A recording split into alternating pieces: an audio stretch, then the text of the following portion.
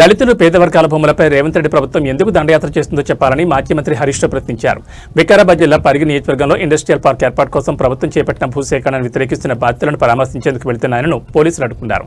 హరీష్ రావు నివాసం వద్ద భారీగా పోలీసు బలగాలను మోహరించి ఆయన బయటకు రాకుండా అన్ని మార్గాల్లో మూసేశారు.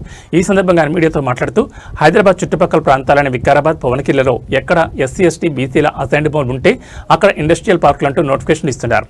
ప్రజలను భయభ్రాంతులకు గురిచేసి భూములను లాక్కునేందుకు ప్రభుత్వం ప్రయత్నిస్తోందని విమర్శించారు. ప్రజాస్వామ్యం ప్రశ్నించి హక్కు అని మాట్లాడే రేవంత్ రెడ్డి ప్రభుత్వం శాంతియుతంగా సమావేశం ఏర్పాటు చేసుకున్న కల్లాపూర్ వద్ద టెంట్లను పీకేయడం, మహిళలను అరెస్ట్ చేయడం ప్రజాపాలన కాదని ఇది భక్షక పాలన హరీష్ రావు ధ్వజమెత్తారు. నాడు ఇందిరమ్మ పంపిణీ చేసిన భూములను నేటి ఇందిరమ్మ పాలనలో గద్దల్లా వాళ్ళు లాక్కోవడం దారుణమని ఆయన ఆవేదన వ్యక్తం చేశారు. సీఎం రేవంత్ రెడ్డి ఆలోచనలన్నీ కేవలం భూముల చుట్టూ తిరుగుతున్నాయని, మూసి, హైడ్రా, లగచర్ల నుంచి పరిగి వరకు పేదల ఇళ్లు భూములపైనే దాడులు చేస్తున్నారని హరీష్ రావు ఆరోపించారు. రాష్ట్రంలో పరిశ్రమల కోసం సిద్ధంగా ఉన్న భూములను వదిలేసి పేదల పొట్టకొట్టి సాగు భూములను సేకరించడం వెనుక భారీ కుట్ర ఉందని విమర్శించారు. 22A నిషేధ జాబితాను తక్షణమే రివ్యూ చేసి వేయాలని, ఇండస్ట్రియల్ నోటిఫికేషన్ ఉపసంహరించుకుని రైతులకు భూములు తిరిగి ఇచ్చే వరకు బీఆర్ఎస్ పోరాటం ఆపదని ఆయన స్పష్టం చేశారు.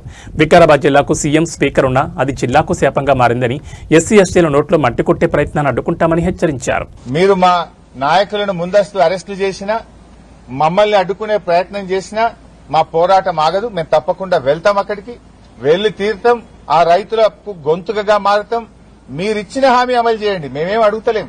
మీరే చెప్పిండ్రు ఎస్సీ, ఎస్టీలకు పట్టాలు ఇస్తామని. ఇస్తారా, ఇయ్యరా? ఎస్సీ, ఎస్టీలకు పట్టా భూములతో సమానమైన నష్టపరిహారం ఇస్తామన్నారు. ఇచ్చిన మాట నిలబెట్టుకుంటారా, నిలబెట్టుకోరా? అంటే అధికారంలో వచ్చేదాకా ఒక మాట, అధికారంలో వచ్చిన తర్వాత ఇంకో మాటనా? ఓడ దాటేదాకా ఓడమల్లప్ప, ఓడ దాటినాక బోడమల్లప్ప కథనా ఈ కాంగ్రెస్ కథ? అందువల్ల ఇలా రేవంత్ రెడ్డి ఎట్లయిపోయిందంటే సూర్యుడి చుట్టూ భూమి తిరుగుతుంది అన్నట్టు రేవంత్ రెడ్డి ఆలోచనలన్నీ భూమి చుట్టే తిరుగుతున్నాయి. యూనివర్సిటీ భూములు వదలవు, హిల్ టీపీ పేరిట ఇండస్ట్రీ భూములను వదలవు, నాగర్గుల్ భూముల కథ చూశాం, కోహెడ మార్కెట్ యార్డ్ భూముల కథ చూశాం, లగచెర్ల భూముల కథ చూశాం, యూనివర్సిటీ, సెంట్రల్ యూనివర్సిటీ భూముల కథ చూశాం. ఇవాళ చూస్తే పరిగిలో మళ్ళా భూములు లాక్కోవడం. భూములు తప్ప నీకు ఇంకోటి పట్టదా? నువ్వు పాలన చేయవయా అంటే భూములు లాక్కోవడం ఏంది?